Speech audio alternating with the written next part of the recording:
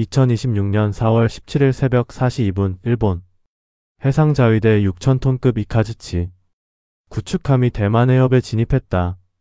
이 사건은 표면적으로는 단순한 항행이었지만 실제로는 국제 질서가 뒤집히는 신호였다. 무엇보다도 이 함정은 단 370km를 통과하는 데 무려 14시간을 소요했다. 일반적인 군함이 6에서 10시간이면 통과하는 구간을 의도적으로 느리게 지나간 것이다.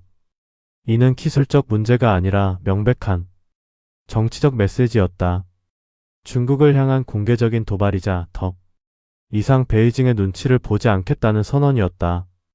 일본 방위성 자료와 크요도 누즈 보도에 따르면 중국은 즉각 외교 채널을 통해 강력 항의하며 일본 측 인사를 소환했다. 그러나 문제는 항의 자체가 아니라 그 반응 속에 드러난 초조함이었다. 이 장면은 단순한 군사적 긴장이 아니다. 미국, 일본, 한국으로 이어지는 새로운 군사축이 이미 형성되고 있으며 그 중심에서 중국은 점점 고립되고 있다. U.S. 디파트먼트 오브 디펜스가 공개한 2026년 인도태평양 전략 보고서는 중국의 해양 팽창은 역으로 지역 안보 연대를 강화시키고 있다고 명시했다. 다시 말해 시진핑이 밀어붙인 공격적 외교와 군사 확장은 오히려 주변국들을 결속시키는 촉매가 된 것이다. 더 심각한 것은 이 모든 상황이 단지 외부 압박 때문만이 아니라는 점이다. 같은 시기 중국 내부에서는 전례 없는 불안 신호가 터져나오고 있었다. 금융 시스템은 흔들리고 청년 실업은 폭증하며 심지어 사찰의 향각까지 국가가 털어내는 상황까지 벌어졌다. 한 베이징의 익명 경제 관료는 내부 회의에서 이렇게 말했다고 전해진다. 지금의 문제는 외부 압박이 아니라 내부 붕괴다. 우리는 이미 버틸 수 없는 구조 위에 서 있다. 의 발언은 단순한 불만이 아니라 체제 내부에서조차 통제력을 상실하고 있다는 신호다. 대만 해협에서의 도발적 통과는 단발성 사건이 아니었다. 불과 3일 뒤인 2026년 4월 20일 미국과 필리핀이 주도하는 대규모 연합훈련 발리카탄이 시작되며 상황은 완전히 다른 국면으로 들어갔다. 이번 훈련의 핵심은 단순 방어가 아니라 실제 타격 시나리오였다. 필리핀 북부 해역에서 진행된 대함 미사일 실사격 훈련은 중국 해군을 직접 겨냥한 메시지였고 미군 관계자는 이 훈련은 억제 디터런스가 아니라 대응 리스판스를 위한 준비라고 언급했다는 분석이 로이터즈를 통해 보도됐다. 즉, 더 이상 전쟁을 막기 위한 연습이 아니라 전쟁을 가정한 준비로 성격이 바뀐 것이다. 문제는 이 군사 움직임이 점이 아니라 선으로 연결되고 있다는 점이다. 일본 오키나와에서 시작해 한반도까지 이어지는 레이더와 미사일 방어망 그리고 미군의 통합 지휘체계가 결합되면서 약 1200km에 달하는 사실상에 보이지 않는 방어선이 형성되고 있다. 이 네트워크는 단순한 방어 구조가 아니라 중국의 해상 공중 활동을 실시간으로 감시하고 필요시 즉각 타격까지 연결되는 구조다. 더 이상 개별 국가의 방어가 아니라 하나의 통합된 전장 시스템이 작동하기 시작한 것이다. 아이러니하게도 이 모든 변화의 출발점은 베이징 자신이었다. 시진핑 체제가 지난 10년간 밀어붙인 고강도 해양 팽창과 군사 압박은 주변국을 분열시키기는커녕 오히려 결속시키는 결과를 낳았다. 일본은 헌법 해석을 바꾸며 공격 능력을 확보했고 한국은 9년간 멈췄던 군사 협력을 재개했으며 미국은 인도태평양 전략을 통해 이를 하나로 묶어냈다. 한 국제안보 분석가는 더월 스트리트 저널 인터뷰에서 이렇게 평가했다. 중국은 스스로를 중심으로 한 질서를 만들고 싶어 했지만 결과적으로 자신을 포위하는 질서를 만들어냈다. 더 치명적인 것은 비용 구조다. 2025년 기준 일본은 중국 드론 대응을 위해 전투기를 300회 이상 긴급 출격시켰고 한 번 출격할 때마다 최대 500만 엔이 소모됐다. 반면 중국은 훨씬 저렴한 무인기로 소모전을 유도하고 있다.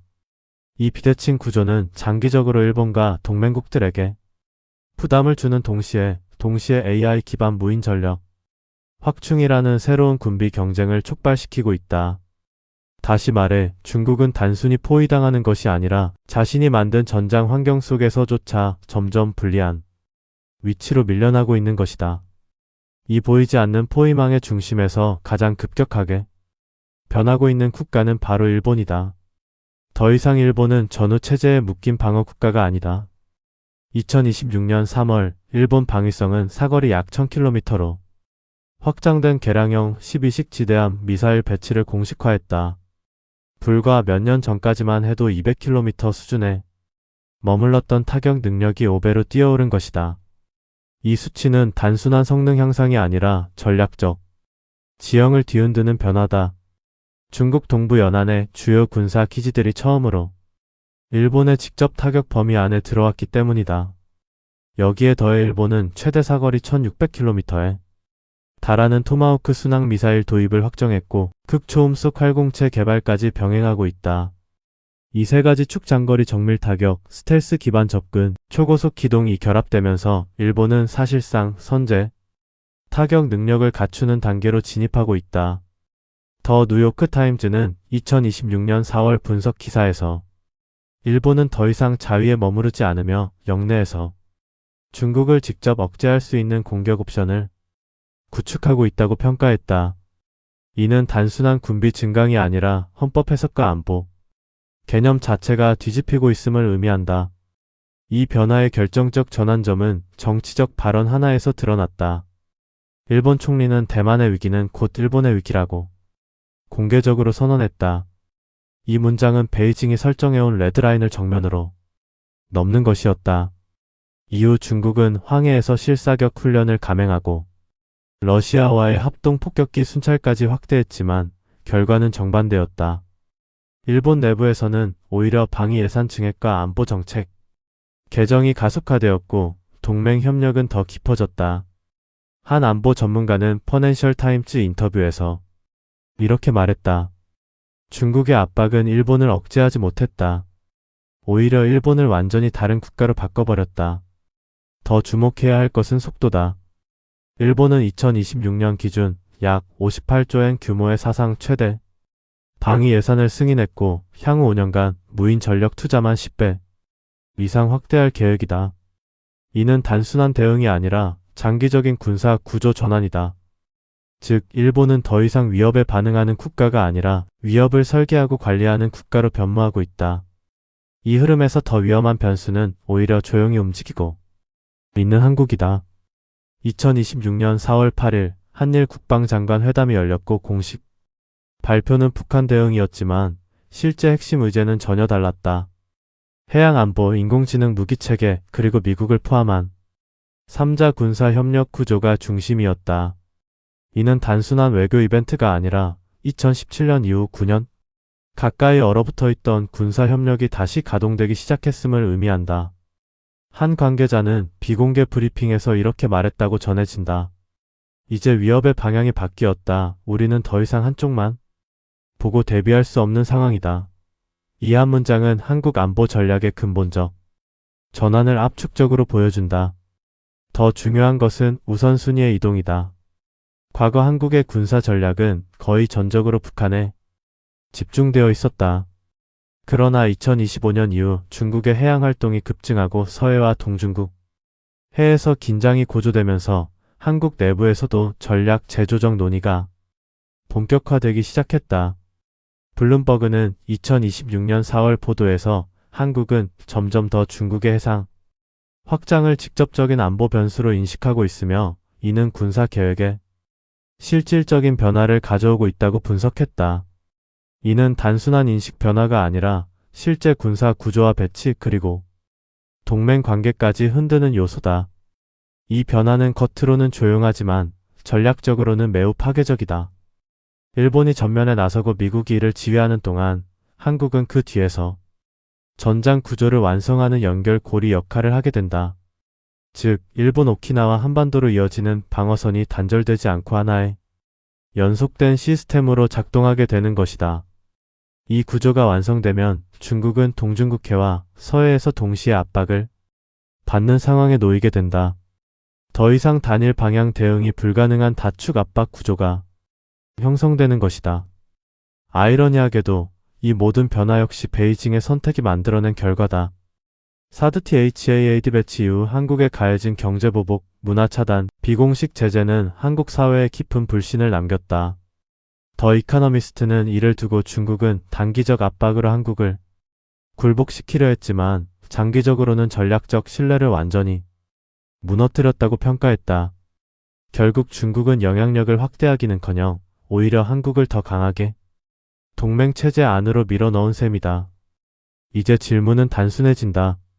이렇게 빠르게 형성되는 포위 구조 속에서 중국 인민해방군은 과연 대응할 준비가 되어 있는가? 2026년 초 중국 군수산업은 신형 공중 화력 지원기 공개라는 이벤트를 대대적으로 홍보했다. 그러나 공개된 실체는 충격적이었다. 전문가들은 이를 1965년 베트남전에서 미군이 처음 운용한 AC-47건십의 구조를 거의 그대로 모방한 수준으로 평가했다. 무려 60년 이상의 기술 격차를 뒤늦게 따라잡으려는 시도였다. 중국 내부 온라인에서도 H-18 전설이라는 과장된 찬사가 쏟아졌지만 정작 군사 전문가들 사이에서는 조용한 침묵이 이어졌다. 그 침묵이야말로 더 무거운 신호였다. 문제의 핵심은 단순한 장비 낙후가 아니다. 지난 14년 동안 시진핑 체제는 강군몽을 내세우며 막대한 자원을 투입했지만 그 방향은 전형적인 보여주기식 프로젝트에 집중되어 있었다. 스텔스 전투기 항공모함, 대륙간 탄도미사일 같은 과시용 전력에는 막대한 예산이 투입된 반면 실제 전장에서 필수적인 근접 항공 지원 CAS 체계는 사실상 방치됐다. 센터 포 스트러티직 언드 인터내셔널 스터디즈는 2026년 보고서에서 중국 군사 현대화의 가장 큰 문제는 기술 부족이 아니라 우선순위 설정의 왜곡이라고 지적했다. 즉, 전쟁을 이기기 위한 구조가 아니라 지도부를 만족시키기 위한 구조가 만들어졌다는 것이다. 현실은 더 냉혹하다. 제10, 제16 같은 전투기는 유지비가 너무 높아 지속적인 적어도 화력 지원에 부적합하고 G10 공격 헬기는 항속거리의 한계에 묶여 있다.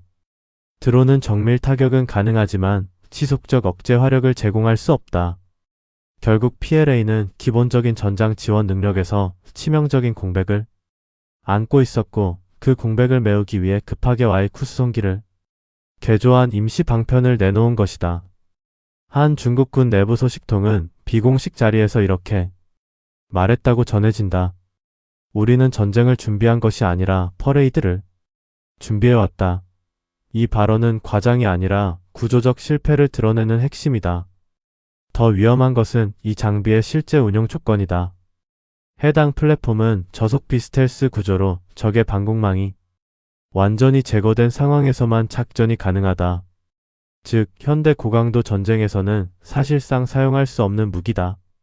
더월 스트리트 저널은 이를 두고 중국의 최신 무기 공개는 오히려 전력의 공백을 드러내는 역설적 사건이라고 평가했다. 결국 이 사건은 하나의 사실을 명확히 드러낸다.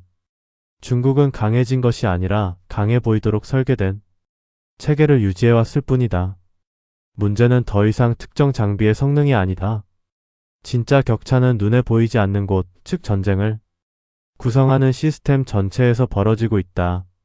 미국은 지난 60년 동안 단순한 무기를 만든 것이 아니라 탐지 식별 타격 평가로 이어지는 완전한 전투 체계를 구축해왔다. 센서, 위성 데이터 링크, 지휘 통제 그리고 실시간 의사 결정이 하나로 연결된 C4ISR 구조다. 반면 중국은 개별 장비를 늘리는 데 집중했을 뿐 이들을 하나의 유기적 시스템으로 통합하는데 실패했다는 지적이 이어지고 있다.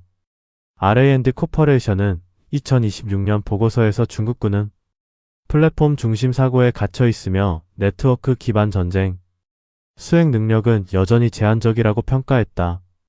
이 차이는 전장에서 치명적인 결과로 이어진다. 예를 들어 미국의 AC-130건십은 단순한 화력 플랫폼이 아니다. 다중 스펙트럼 센서 합성 개구 레이더 데이터 링크를 통해 전장 전체와 연결된 공중 화력 노드다.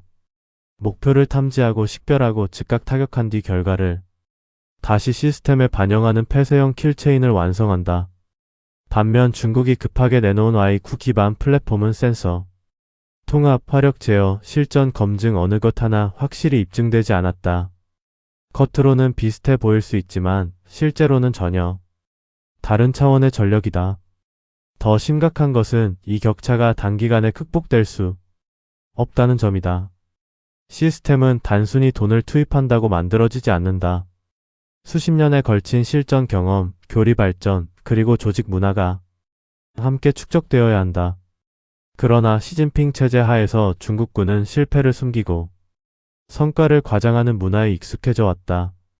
그 결과 문제를 수정하기보다 문제가 없는 것처럼 보이게 만드는 구조가 고착화됐다. 한 전직 중국 군사연구원은 해외 인터뷰에서 이렇게 지적했다.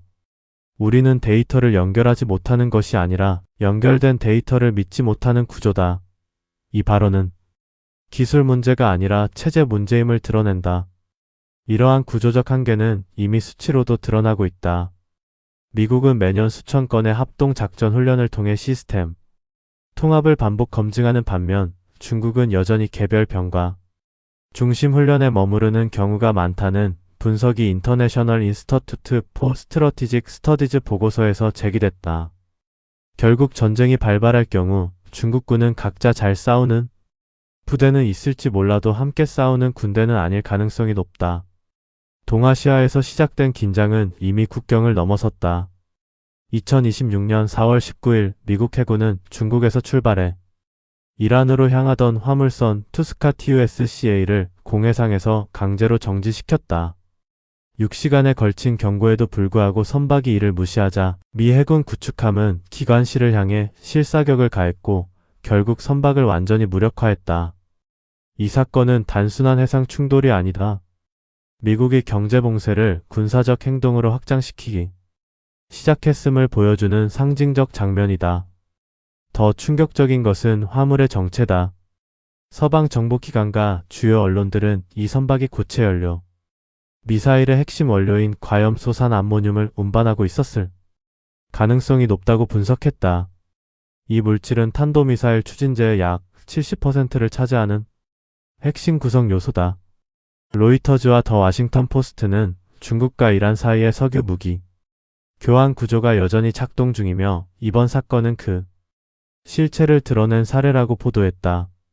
다시 말해 중국은 단순한 관찰자가 아니라 중동 군사 긴장의 공급망 한가운데에 위치해 있었다는 것이다. 이 사건이 더욱 위험한 이유는 패턴 때문이다. 공개된 AIS 데이터에 따르면 투스카는 2026년 3월 한 달 동안만 중국 광둥성 항구에 2차례 정박했으며 각 정박은 약 22시간씩 이어졌다. 이는 단발성 운송이 아니라 반복적이고 체계적인 공급 루트가 존재함을 시사한다. 한 해상 안보 전문가는 퍼넨셜 타임즈 인터뷰에서 이렇게 말했다. 이건 우발적 사건이 아니라 네트워크다. 그리고 그 네트워크는 이미 여러 해 동안 작동해왔다. 이 발언은 이번 충돌이 단순한 사건이 아니라 장기적 구조의 일부임을 드러낸다. 더 노골적인 문제는 이중성이다. 시진핑은 공식적으로는 미국과의 협력과 안정적 질서를 강조하며 이란에 대한 무기 지원을 부인해왔다. 그러나 같은 시기 트랜스폰더를 끄고 이란 영공에 진입한 중국 화물기들이 무기와 탄약을 운송했다는 의혹이 제기되며 베이징의 발언과 행동 사이의 괴리가 극명하게 드러났다. 이 모순은 단순한 외교적 문제를 넘어 국제 신뢰 자체를 무너뜨리는 요소다. 외부에서 포위되고 전장에서 드러난 한계가 명확해질수록 권력은 항상 같은 선택으로 돌아온다. 내부를 더 강하게 통제하고 남아있는 자원을 끝까지 짜내는 것이다. 2026년 4월 중국 세무당국은 저장프 젠장시 등지의 사찰 1만 곳 이상을 대상으로 전면적인 세무 조사에 착수했다. 연간 수입이 500만 위안을 넘는 사찰은 제3자 회계, 감사까지 의무화되었고 향갑 공덕금법회 비용까지 세세하게 신고하도록 강제됐다. 저장성의 한 대형 사찰은 연간 약 6억 7천만 위안 약 9,800만 달러에 달하는 수입이 전부 추적 대상이 되었다. 종교의 영역까지 국가가 직접 수익원으로 관리하기 시작한 것이다. 문제는 이것이 시작에 불과하다는 점이다. 2026년 4월 19일 공개된 금융규제 초안은 더 충격적이었다. 당국은 별도의 사법 절차 없이도 개인이나 기업의 은행 계좌, 증권, 부동산을 동결할 수 있는 권한을 확보하려 하고 있다. 단지 의심만으로 출국 금지까지 가능하다는 조항은 사실상 자산권의 마지막 방어선을 무너뜨리는 조치다. 블룸버그는 이를 두고 중국 중산층이 느끼는 재산 안전성에 근본적 균열이 발생하고 있다고 분석했다. 한 기업가는 비공식 자리에서 이렇게 토로했다고 전해진다. 이제는 돈을 벌어도 지킬 수 있다는 확신이 없다. 규칙이 아니라 권력이 모든 것을 결정한다. 이러한 강압적 정책의 배경에는 더 깊은 구조적 붕괴가 있다. 중국 지방 정부의 핵심 수입원이었던 토지 사용권 판매 수입은 2021년 8조 7천억 위안에서 2025년 4조 1,500억 위안으로 절반 이상 급감했다. 단 4년 만에 약 4조 6천억 위안 약 6,700억 달러의 증발한 것이다. 2026년 초에는 추가로 25% 이상 감소하며 상황은 더 악화됐다. 그 결과 일부 지역에서는 공립학교 교사 급여조차 지급하지 못하고 병원이 폐쇄되는 사례까지 보고되고 있다. 이는 단순한 경기 둔화가 아니라 재정 시스템 자체가 흔들리고 있음을 보여준다. 내부에서 벌어지는 균열은 단순한 재정 문제가 아니다. 더 깊고 위험한 층위는 사람이다. 2026년 중국은 약 1270만 명의 대학 졸업생이 노동시장에 진입하는 사상 최대 규모를 기록했다. 그러나 일자리는 존재하지 않는다. 공식 통계와 민간 추정 사이의 괴리는 점점 커지고 있으며 일부 분석에서는 실제 숨겨진 실업 규모가 2억 4천만에서 2억 8천만 명에 이를 수 있다는 충격적인 수치까지 제시되고 있다. 더 이카노미스트는 2026년 보고서에서 중국 청년층은 단순한 실업이 아니라 구조적 배제 상태에 놓여 있다고 평가했다. 이 수치는 단순한 경제 지표가 아니다. 그것은 사회 계약이 붕괴되고 있다는 신호다. 과거 중국의 성장 모델은 명확했다. 교육, 취업, 주택, 결혼, 출산으로 이어지는 상승 사다리가 존재했다. 그러나 지금 이 사다리는 사실상 끊어졌다. 광둥성의 한 청년 노동자는 16시간 연속 근무 후 쓰러졌고 윈난성의 환경미화 노동자는 하루 8에서 10시간 연중 무휴로 일하면서도 월 1680위안 약 246달러에 불과한 임금을 받는 사례가 보고됐다. 이는 단순한 저임금 문제가 아니라 노동이 더 이상 생존을 보장하지 못하는 단계로 진입했음을 의미한다. 이런 상황에서 등장한 현상이 바로 탕핑이다. 결혼을 포기하고 출산을 거부하며 최소한의 소비로 버티는 삶이다. 중국 국가통계국 자료에 따르면 혼인신고 건수는 수년 연속 감소하고 있으며 출산율은 역사적 최저 수준으로 떨어졌다. 내셔널 뷰로 오브 스터티스틱스 오브 차이너는 이를 구조적 변화라고 설명하지만 현실에서는 미래에 대한 포기로 해석되고 있다. 한 베이징 청년은 인터뷰에서 이렇게 말했다. 노력하면 나아질 거라는 믿음이 사라진 순간 우리는 이미 게임에서 빠져나온 것이다.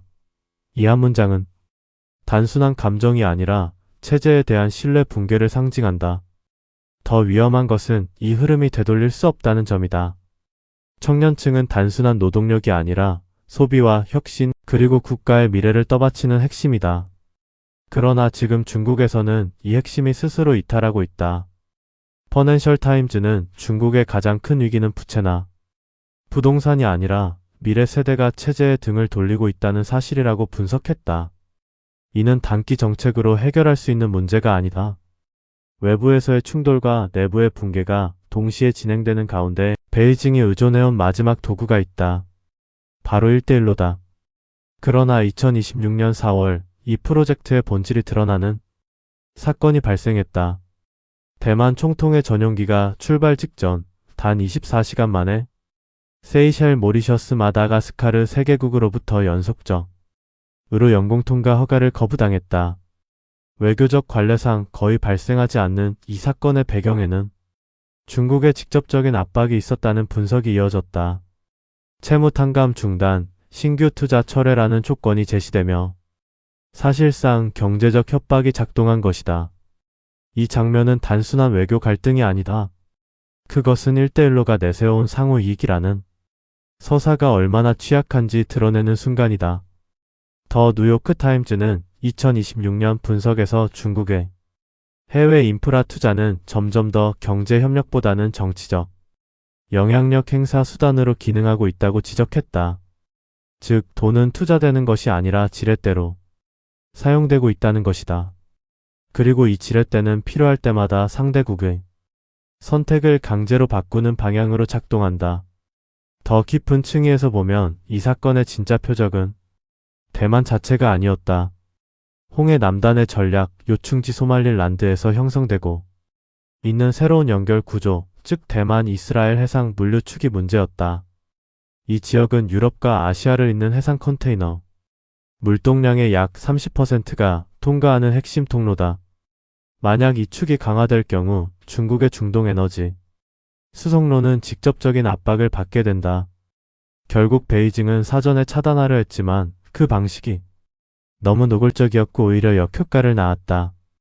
문제는 이러한 압박이 단기적으로는 효과를 낼 수 있지만 장기적으로는 치명적인 비용을 남긴다는 점이다. 한 외교 분석가는 더 가디언 인터뷰에서 이렇게 평가했다. 중국은 영향력을 확장하려 하지만 그 방식이 점점 강압적으로 변하면서 신뢰를 동시에 잃고 있다. 실제로 1대1로 참여국들 사이에서는 채무 의존도와 정치적 압박에 대한 불만이 누적되고 있으며 일부 국가는 이미 협력 축소를 검토하고 있다.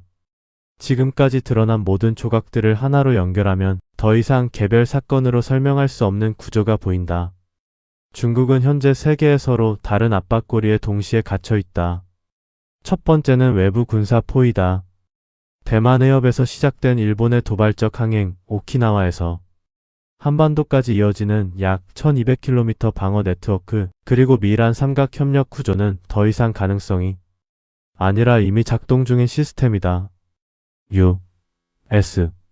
디파트먼트 오브 디펜스는 2026년 인도태평양 보고서에서 중국의 군사적 행동이 영내 집단 방어 체계를 가속화시키고 있다고 명시했다.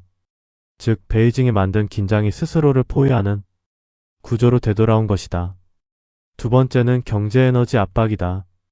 중동에서 발생한 투스카 사건은 단순한 해상 충돌이 아니라 공급망 차단이라는 새로운 전선의 시작이었다. 중국은 세계 최대 에너지 수입국으로서 외부 의존도가 절대적이다. 만약 호르무즈 해협과 같은 핵심 경로가 제한될 경우 그 충격은 단순한 비용 상승이 아니라 산업 전반의 마비로 이어질 수 있다.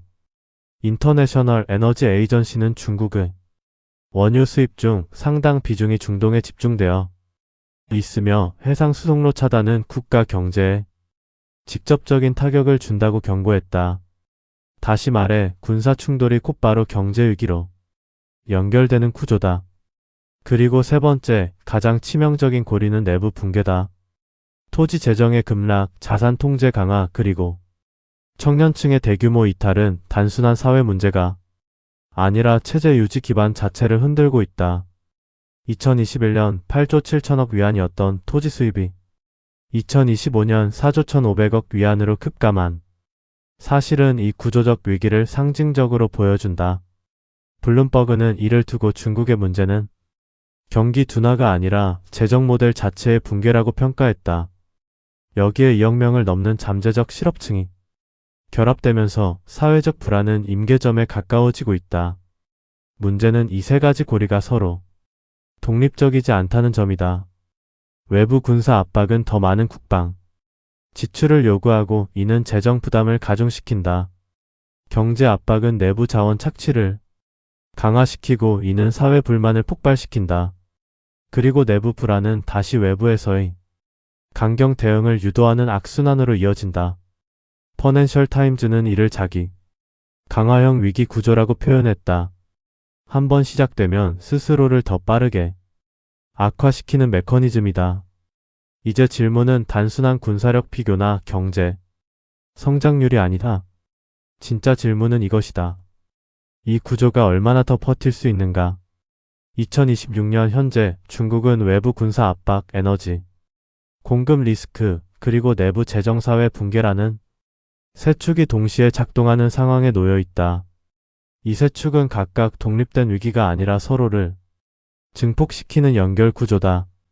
한쪽이 흔들리면 다른 축까지 연쇄적으로 무너지는 방식이다. 이것이 바로 역사적으로 반복되어 온 체제 붕괴의 전형적 패턴이다. 특히 주목해야 할 것은 에너지다.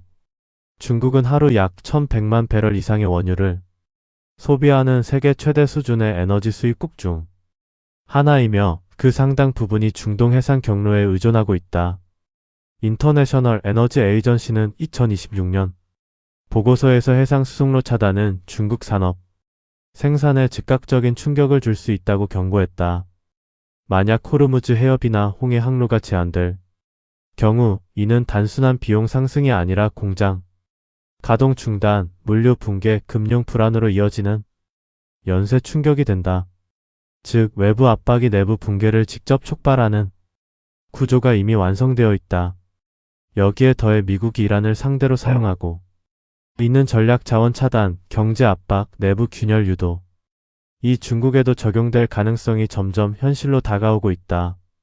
더월 스트리트 저널은 미국은 직접 충돌보다 체제 내부를 흔드는 장기 압박 전략을 선호하고 있으며 이는 중국에도 동일하게 적용될 수 있다고 분석했다. 다시 말해 전쟁은 총성이 아니라 구조적 압박의 형태로 이미 시작되었을 수 있다. 결정적인 문제는 내부다. 2021년 8조 7천억 위안에서 2025년 4조 1,500억 위안으로 붕괴된 토지 재정, 그리고 2억 명을 넘는 잠재적 실업층은 단순한 경제 문제가 아니다. 그것은 체제를 지탱해온 성장 분배의 안정의 공식이 더 이상 작동하지 않는다는 증거다. 한 중국 기업가는 비공식적으로 이렇게 말했다고 전해진다. 우리는 더 이상 성장으로 문제를 덮을 수 없다. 이제는 구조 자체가 흔들리고 있다. 이 발언은 과장이 아니라 현재 상황의 본질을 정확히 짚고 있다. 결국 중국이 직면한 위기는 하나의 사건으로 폭발하는 형태가 아닐 가능성이 크다. 그것은 서서히 진행되는 과정이다. 외부에서는 포위망이 조여오고 내부에서는 신뢰가 붕괴되며 그 사이에서 체제는 점점 더 강압적인 선택으로 이동한다. 그리고 바로 그 선택들이 다시 위기를 가속화시키는 악순환을 만든다. 지금 세계가 목격하고 있는 것은 단순한 긴장이 아니다. 하나의 거대한 시스템이 임계점에 접근하며 균열을 드러내는 과정이다. 그리고 역사적으로 이런 순간은 항상 같은 결말로 이어졌다. 문제는 무너질 것인가가 아니라 언제, 어떤 방식으로 무너질 것인가다.